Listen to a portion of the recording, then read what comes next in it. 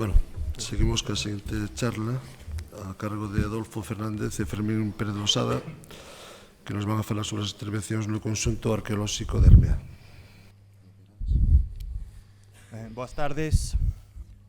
Bueno, en primeiro lugar quería agradecer ao Concello de Boiro e á organización, o Centro Arqueolóxico de Barbanza, representado por Ramón Fábregas, Víctor Barbeito, pois o feito de ternos convidado a vir a presentar esta pequena comunicación sobre un xacemento de interior, non? Ourense, como Teruel, pois tamén existe, e xa que estamos na meca da arqueoloxía occidental, con Baroña e con Neixón, pois bueno, tamén está ben a veces recordar que existen outras partes do interior de Galicia que, bueno, que tamén teñen especial interese arqueolóxico. É sobre o conxunto arqueolóxico de Armea, descubrindo un xacemento esquecido, e corresponde a un proxecto de investigación levado a cabo pola Universidade de Vigo, polo grupo de estudios de arqueoloxía antigüedade, arqueoloxía e territorio da Universidade de Vigo, no cal evidentemente participa moita xente. Estamos aquí os directores do proxecto e o director propio da excavación, que é Adolfo Fernández, pero como podes ver aquí, pois está o equipo técnico, Manuel Grande, Marta Lago, Martín Vázquez, e tamén se podría poñer a moita outra xente como Patricia Valle, Laura Casal, Laura Fernández, etc., que traballaron no mesmo, non? O feito de ser un proxecto universitario que ten unha das múltiples ventaxas, que son como os alumnos, digamos, pois aproveitan estes proxectos pois para facer os seus traballos de fin de máster, etc., co cal, bueno, redundando no ben do propio proxecto. Bueno, antes, como decía, que Ourense tamén existe, primeiro pois, presentar onde queda o xacemento de Armea, como podes ver no interior de Ourense, no Val do Arnolla, concretamente no Concello de Allariz, na parroquia de Santa Mariña de Aguas Santas, que no norte do Concello de Allariz. Bueno, que este é o mesmo mapa, se pode ver, pasa por favor, que se pode vernos. Aquí en estos magníficos mapas, digamos, tomados de LIDAR, se pode ver bastante ben a súa ubicación, que é ali ao fondo, ese de todo o Concello de Allariz, e se pode ver, digamos, a súa ubicación na transición, na linde, entre aquela zona verde que vedes máis na parte superior, que é o Val da Rabeda, que é unha parte, digamos, do Val de Ourense, do Miño, e na parte inferior, pois, é a cunca do Val do Arnolla. Por tanto, está en esa zona de transición, aínda que o xacemento esencialmente mira cara ao Val da Rabeda.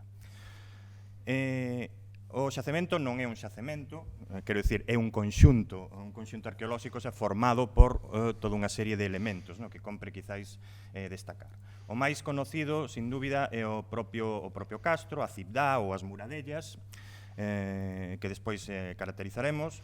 Outro dos elementos máis importantes é a Basílica da Asunción, a nivel arqueolóxico máis conocido polo seu monumento con forno, que ten na cripta que está por debaixo, que está situada nun dos extremos do castro, pero tamén hai, digamos, outros elementos que forman parte do conxunto, como é Santa Mariña de Aguas Santas, onde está a basílica medieval e onde está centralizado a lenda de Santa Mariña, que despois tamén referiremos, e outros lugares relacionados, como pode ser a aldea da Armea, que tedes na parte inferior, con moitos elementos arqueolóxicos no medio da aldea, como se fora casi unha aldea museo, ou algúns outros nas ladeiras do castro, cara ao Val da Rabeda, como aquel gran lagar que vedes ali, que, digamos, descoberto, pero en evidentes zonas sin obxecto de intervención arqueolóxica. E, por último, que o que nos interesa, o novo elemento que é o que nos podemos achegar a este conxunto arqueolóxico, que é o Monte do Señoriño, que se que tedes aí sinalado, que é onde centramos as intervencións, pois aportando esta nova investigación ao conxunto arqueolóxico de Armea. O conxunto da cidade ou das muradellas, este que vedes aí, en dirección visto norte. Sí, en dirección ao Val da Rabeda. Formado por un conxunto de tres pequenos outeiros, ou se queredes que delimitan tres pequenas terrazas, onde en principio se concentra a ocupación. Este conxunto foi excavado nos anos 50 por Francisco Conde Balbís. Aí tedes un dos planos onde aí distingue dúas terrazas, bueno, se poden distinguir relativamente ben as tres terrazas, non? En unha intervención que se fixo na última das terrazas, digamos na máis baixa, cunha excavación en área, donde se descubriron o que está publicado na bibliografía, que esa planta que tedes aí, un conxunto de edificacións que el describiu como dúas vilas romanas, o cal é en certo modo bastante incorrecto, porque unha vila sempre é unha casa aillada de tipo rural, e en este caso pois se trata pois de unha serie de casas ou dúas casas ao redor dunha rúa central, que teñen algunhas características pois que as asimilan ás casas de adro de época romana, non? Mais ben son pequenos patios, non chegan a ter propiamente o impluvium e o compluvium característico das casas romanas, pero bueno, teñen unhas certas, pola súa forma, bueno, unhas certas, digamos, maior nivel de romanidade para estar en un castro. A parte desta excavación, pois, sobre todo nas aldeas que están en Outeiro da Laxe, que rodean o Castro Armea, pois Conde Balbís foi recuperando toda unha serie de elementos que nos sirven para caracterizar este poboado como un oppidum, como un castro, un gran castro con funcións de capital comarcal, vamos a decirlo así, elementos que o caracterizan como tal. Por exemplo, pois hai dúas estatuas de guerreiro que son moi conocidas, ese conxunto de pezas de trisqueles, e tamén hai unha cabeza cortada, bueno, etcétera, toda unha serie de elementos pois que o propio monumento do Conforno que confirman, digamos, esta atribución. Precisamente na zona de que excavara Conde Balbís nos anos 50 e que posteriormente foi entullada, foi tapada, pois se produxo paralelamente ás nosas intervencións, o sea, en 2011-2012, pois por parte de David Pérez e Celso Barba, pois a reescavación desta zona, intervida por Conde Balbís, pois reexhumando unha boa parte do que excavara Balbís no seu momento, non? Tamén fixeron o levantamento topográfico e evidentemente a consolidación das estruturas que, por certo, están, digamos, xa en orden de visita, igual que, digamos, as nosas intervencións para quen queira acercarse a esta zona interior, non? Aí vedes a parte do plano de Conde Balbís e o que corresponde á excavación feita por David Pérez e Celso Barba, pois que se ve parte desa rúa. Eu non teño para marcar.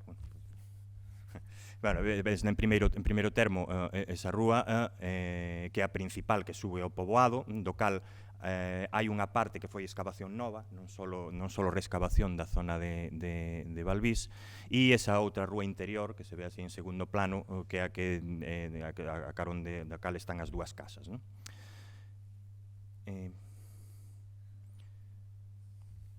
Aparte desto, destas intervencións, que aínda están os materiais, aínda non os conocemos, están pendientes, digamos, da súa publicación para pois por parte do propio Laboratorio de Arqueoloxía, pois tamén se fixo e casi vou decir de periodismo, porque se fixo aí 2 días, non? Ou 3 días, o estudio de materiais destas intervencións depositados no Museo Arqueolóxico Provincial de Ourense, non? Donde se documenta pois cerámica común, bueno, toda esta serie de elementos, que o importante é esa última liña que acaba de caer aí, porque das intervencións de Conde Balbís pois se facía unha datación xenérica, decía pois que era desde época castrexa, do século II antes de Cristo hasta o século V, o sea, pois prácticamente toda a etapa castrexa e romana, non? Gracias a este estudio pois podemos facer unha primeira aproximación, polo menos a esta parte excavada por Conde Balbís, a este barrio, pois que se pode datar sobre todo de finais de segunda mitad do século I, desde a época Flavia, e sobre todo durante o século II, con finais, pois eso, a final do propio século II ou século III. O cal é interesante porque para poder comparar despois ou poder facer as relacións oportunas coas excavacións do Monte do Señoriño. Outro dos elementos principais que conforman este conxunto arqueolóxico é a Basílica da Ascensión, unha basílica tamén tardorrománica do século XIII, pero sobre todo porque esa basílica que nunca chegou a rematarse, quedou, digamos, en obra, pois alberga ou utilizou como cripta un monumento con forno ou de pedra formosa ou como unha sauna castrexa, como se queira chamar, e polo tanto, aínda que o transformou, pois contribúe a súa conservación, non? Ademais é dos poucos sitios onde un se pode facer unha certa idea de como eran este tipo de monumentos, pois ser semienterrados ou enterrados, digamos, con este aspecto de cripta, non? Aí está a planimetría que fixo Conde Balbís no seu momento e esta outra planimetría feita hai moi pouco tempo polo Servicio Técnico de Arquitectura do Concello de Allariz, que por certo é a primeira, porque ata agora non había unha planimetría detallada e precisa sobre este monumento. No cal non me vou a estender, porque non é cuestión de falar dos monumentos con forno, ten a parte do forno, a parte da cámara, onde, digamos, serían a cámara quente, e a pedra formosa, que estaría aí separando a cámara quente do patio exterior, onde estaría pois o tanque frío. Ahora se ve mellor, quizáis, nas seguintes. Aí está a Basílica da Asunción na parte superior, e aí vedes pois a pedra formosa abaixo, pois cristianizada, ampliado o lugar de paso e a cámara de calor co forno ao fondo. Evidentemente tamén hai outros elementos medievais, como por exemplo esas laudas que están na igrexa, ou ese conxunto de xerras que se ven aí, que foron recuperadas nas intervencións de Xocas e de Conde Balbís, na canle, fora da igrexa, na canle de salida da auga que sale da cripta, no momento con forno, que son de época baixo medieval. Pasa, por favor. Este monumento, bueno, simplemente decir que sí que tivo algún tipo de estudio recente, aparte dos de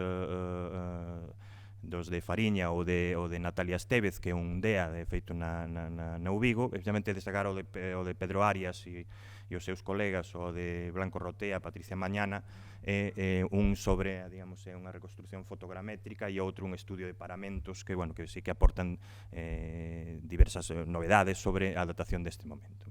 Aí tamén te citamos esta última elaboración planimétrica feita pola Oficina Técnica do Concello de Allariz. Pasa, por favor. O do terceiro dos elementos é Santa Mariña de Aguasantas, onde está a igrexa románica, aínda que ten precedentes probablemente de construcións visigóticas ou tardo-visigóticas ou alto medievais, do cal vedes aí ese capitel ou esa peza de cancel, non? E que concentra, como vos decía antes, a fixación da lenda de Santa Mariña. Santa Mariña foi unha mártir, non?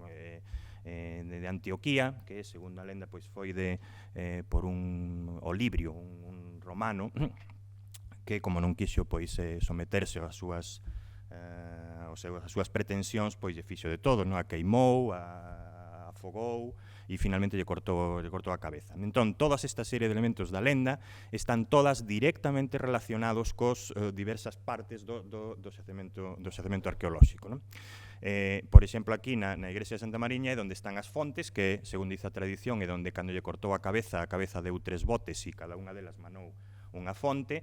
Eso que na esquina inferior dereita están as pioucas da Santa, que foi o lugar onde se quixo afogar.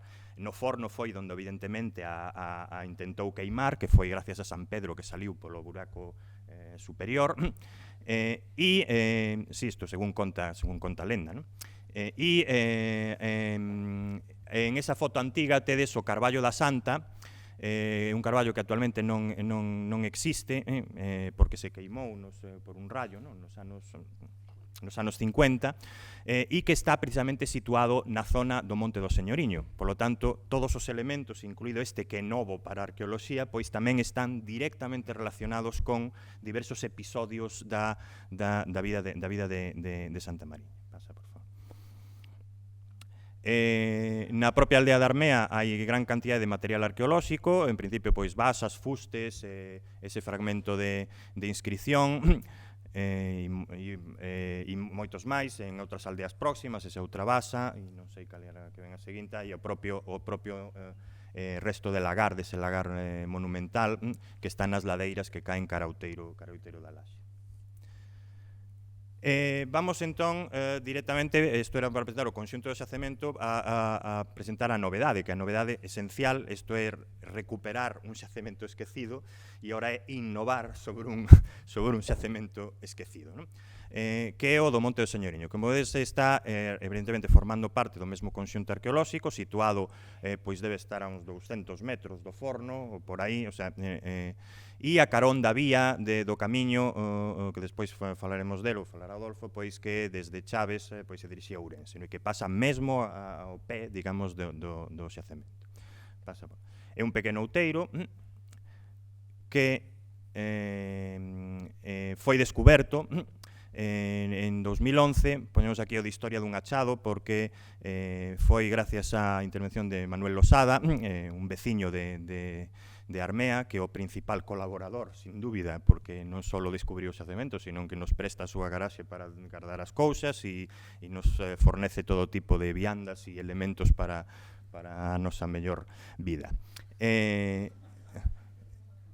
Pois, gracias a este descubrimento, no seu momento, pois, se catalogou e houve unha especie de boom informativo no seu momento, en febreiro, con gran despliegue de medios. Aí vedes unha das entrevistas, chegou a salir nos informativos da TVG en prime time, vamos a decirlo así.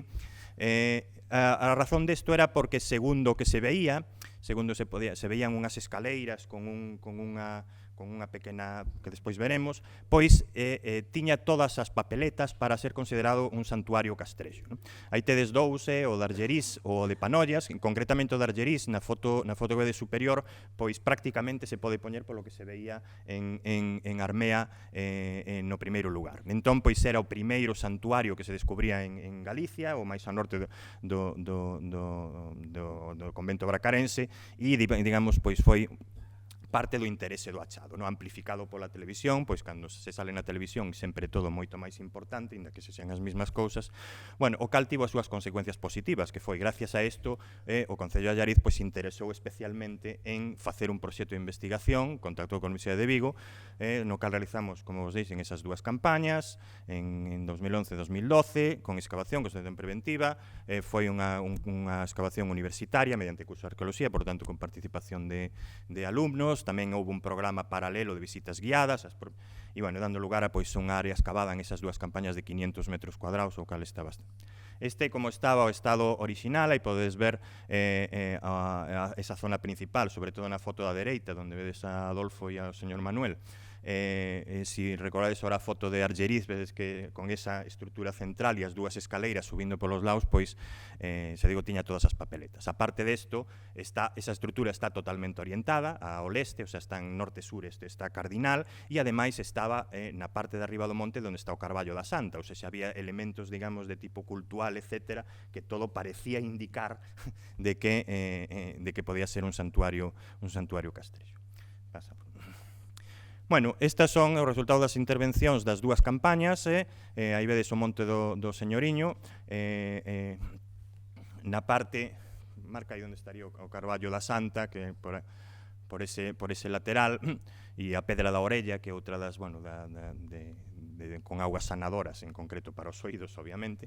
E o que fixemos foron esa zona de excavación en área, que vedes aí en esas tres grandes zonas, e despois fixemos sondeos en balas para intentar valorar cal era a extensión do xacemento, que son esas tres balas e esa pequena cata na parte alta do monte. Ben, vamos a centrarnos un pouco a decir cales foron, despois de decir isto, e as expectativas de que íbamos a excavar un santuario castrexo, cal foi o que nos deparou a realidade, non?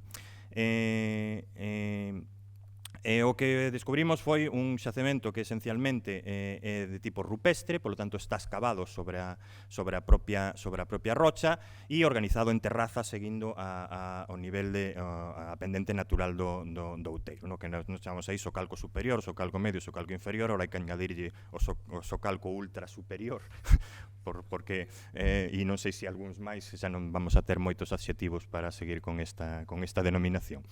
E que consiste en que unha serie de habitáculos, daquela chamamos edículos, que nos parecía máis relixioso, de habitáculos que teñen a parte superior excavada na rocha e a parte inferior pois delimitada con muros dos cal quedan moi poucos restos por un proceso de conservación que comentará Adolfo despois, bueno, un tanto específico e singular. Sí.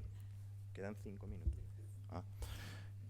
Aí vedes a principal das habitacións con o banco e a parte superior e as dúas escaleiras que sirven para subir ao nivel superior que se ve, digamos, igualmente escavado. O conxunto, como é moi rupestre, está cheo de pequenas pías, das cales descoñecemos moi ben a súa función, porque en principio están baixo pavimento, polo tanto, pois quizás sexan fosas de decantación para as humedades, e con algúns restos do que tamén parecía en un principio que podía ser un sogueado, pero bueno, probablemente sexan os restos da labra de pico para rebaixar en un sentido e en outro para devastar a pedra. Pasa, por favor. Dentro destas obras rupestres, quizás o máis destacado, baixo o pouco que quedaba dos niveles de pavimento, que en algún sitio sí que quedaban, son as obras de drenaxe, sobre todo de canalizacións, para, evidentemente, escoar as augas para as partes, que vedes un detalle dunha, ou as zonas de acceso. A maioría son en negativo, quer dizer, os restos de muros son moi poucos, son pequenos fragmentos, sí que son máis abundantes os rebaixes feitos na roca para asentar sillares ou, como podes ver aí nunha das escaleiras, pois eses dous rebaixes laterais, probablemente para as jambas, digamos, laterais das portas, non? Tamén, como os decía, relacionado con esas pías, esta exterior, na parte exterior do xacemento, relacionada con unha, se ve un pouco na parte frontal, con unha rebaixes de forma circular, polo tanto había aí algún tipo de obra ou tanque, non sei como denominar, non? De función incerta, quizáis este o que pode ter máis funcións ou cumpliría mellor as funcións de lagar ou algún tipo de estrutura agrícola. E das partes constructivas podemos ver aí a parte mellor conservada, vamos a decirlo así, sobre todo das obras murarias, o muro que vedes aí, dun aparello de unha certa calidade, de poligonal, e con moitos, bueno, non chega a ser un opus vitatum, que é característicamente romano, pero con bastante tendencia a regularidade, e na parte de abaixo, pois o desbaste da rocha para alisada, para, vamos, servir de pavimento, non? Aí baixo. Na parte superior tamén sigue a mesma tónica, en esas dúas estancias que en principio parecen estar ailladas da casa principal, tamén bastante ben conservado o pavimento, e aí destaca, pasa por favor, a presencia desa lareira que está feita con dúas tégulas volteadas, e que, bueno, confirmou que algo que xa podíamos intuir polo resto de achados, pois a dedicacións de mente doméstica e habitacional do xacemento, non? Nas sondaxes exteriores que víades aí nesas balas foron todas negativas, o cal tamén está ben, inda que deron o seu traballiño, lógicamente, porque escavar e solo encontrar a roca pois sempre é un pouco esclavo, pero en unha delas pois apareceu os restos dun forno en principio de ferro, porque ainda están ali, ainda se ven todos os restos de escouras ali na parte de baixo e todas as que había ao redor, con eses canais laterais, en principio este que está máis próximo, pois para colocar a tobera, digamos, para proceder a esa metalurxia deste metal. Pasa, por favor. Bueno, en conxunto, pasamos directamente isto a resumir, pois do que en principio parecía que podía ser un santuario, pois polos materiais, etc., e pola propia distribución, é un xacemento de tipo habitacional, con un edificio principal que é unitario, que está precisamente, as escaleiras non son máis que os sistemas de comunicación internos da parte inferior a superior, e unha serie de construccións de tipo cuadrangular que se extenden, temos ben delimitado cara ao norte, cara ao leste e oeste, que se estende cara ao sur, calculamos que uns 5 ou 10 metros, e polo tanto daría un edificio pois de alrededor de 450 metros cuadrados. Estas outras dúas estancias, o edificio secundario, onde que quizáis formen parte do mesmo, porque hai unha zona onde non temos ningún tipo de indicio para poder saber se é exterior ou interior, e por último esas construccións periféricas, do cales a pía, co lagar e o forno de fundición que estaría en esta parte inferior. Paso logo a palabra a Adolfo Fernández, que vai a comentar máis en detalle da cronoloxía e outras cousas. Bueno, o sitio, como podestes ver nas fotos, se atopa, bueno, pois, ten moi poquinha potencia de terra, e, polo tanto, pois, en moi poucos puntos do xacemento tivemos a sorte de contar con niveis orixinais, non? Prácticamente estaba todo modificado. Como vedes aí, está en ladeira, a parte creemos que tivo un espolio inmediato ao abandono, no sitio na procura de materiais de construcción. Hai que recordar que o castro está prácticamente a 200 metros, evidentemente un sitio cunha ocupación moi potente, e despois o sitio se seguiu expoliando nos seus muros, na súa mampostería durante séculos. A parte, temos constatado todas as rochas están marcadas polo arado, pola rella do arado. Por lo tanto, a pesar de que os veciños nos decían que non se traballaba esas fincas, les habían perdido a memoria de que foran fincas de traballo agrícola. Sí que se traballou, posiblemente no século XVIII ou incluso anterior ou posterior, o suficiente como para que se perdera a memoria na propia aldea, pero sí que estaba intensamente traballada, posiblemente para un cultivo de pan, de centeo, e o propio lugar, ao ser en ladeira, posiblemente facilitou a súa destrucción por esos fenómenos de escorrentía, ¿no? Evidentemente está nesa caída na ladeira leste dese monte, ¿no? A pesar de todos estes factores que nos impedían, posiblemente, sobre todo, entender perfectamente os sitios, ¿no? e traballar en cimentacións ou incluso nin siquiera telas, conseguimos documentar contextos de fundación. Tuvemos a sorte de ter dous contextos, un con bastante material, outro con moi pouco. O primeiro, o que ten máis material, é este recheo de nivelación da estancia do Banco Petrio, esa estancia tan importante, tan central, e a que nós, onde comezamos a nosa excavación, con esas escaleras ese banco, pois aí o propio terreo, a propia rocha baixa, e foi necesario un aterrazamento, un recheo moi potente para nivelar simplemente coa cota do terreo, ¿no? Apoiado sobre uns muros que construíron sobre o propio recheo, ¿no?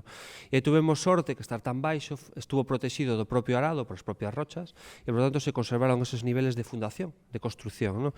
Outro nivel está na parte superior, na zona excavada no 2012, en torno da cociña e a preparación do pavimento da estancia anexa á cociña. Por ahora non lle temos posto nomes os cubículos, pero, bueno, chamamos así, a estancia anexa á cociña.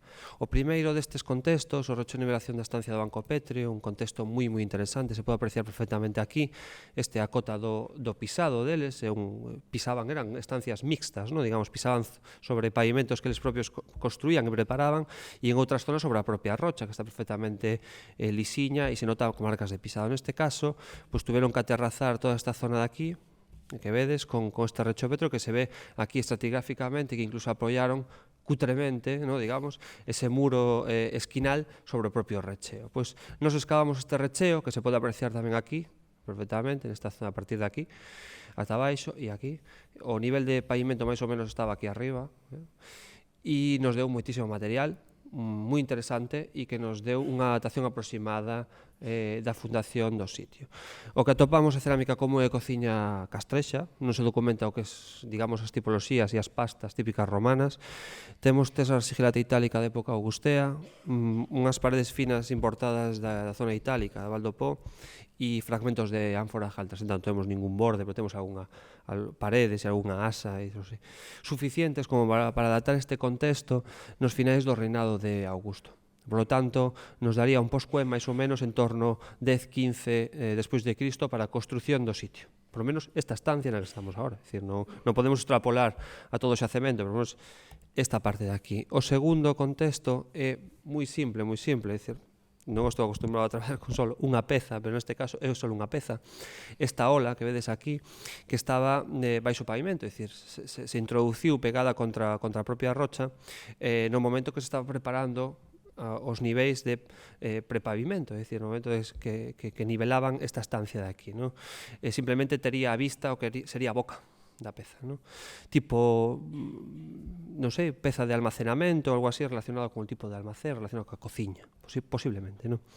O estudio da ola se trata dunha cerámica común de tradición castrexa, non un produto local, porque temos estudiado toda a cerámica do sitio, incluso da baixo, do Castro, e non é dai, evidentemente é de fora, importada, pero posiblemente fabricada no entorno de Brácara Augusta, posiblemente nos castros cercanos á capital, ¿no?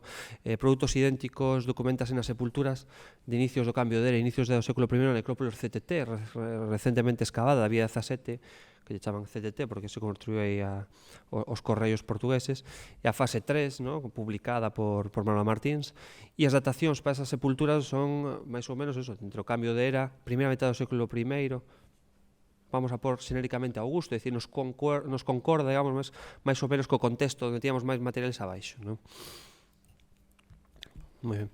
Despois temos uns contextos de destrucción e abandono tamén, moi pouquiños, en puntos moi concretos do xacemento, neste caso no socalco superior, un pavimento que se conservaba, tamén protegido do arado porque estaba aí metido dentro do que era os penedos, entón o que fixo o arado foi non meterse, porque senón se estropearía o propio arado, por tanto, quedou ao marxe das labores agrícolas e protegido, estaba a decir, o derrumbe e por debaixo a cultura material do último momento de ocupación, non?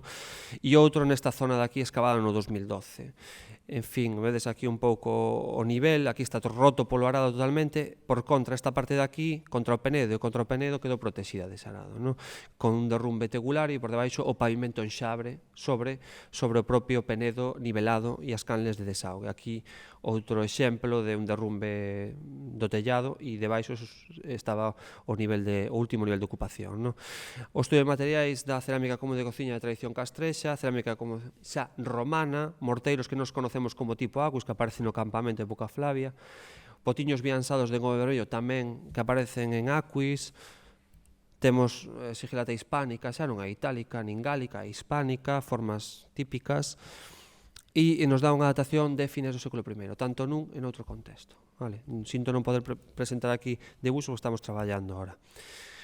Paso a seguir algunhas pezas do que temos do xacemento, non é un xacemento especialmente rico en cerámicas, evidentemente está moi arrasado, hai pouquiño material, vedes aí sigilata itálica, esta típico engobe ennegrecido itálico, sigilata hispánica, un morteiro bético moi interesante, inda que está descontextualizado de época augustea.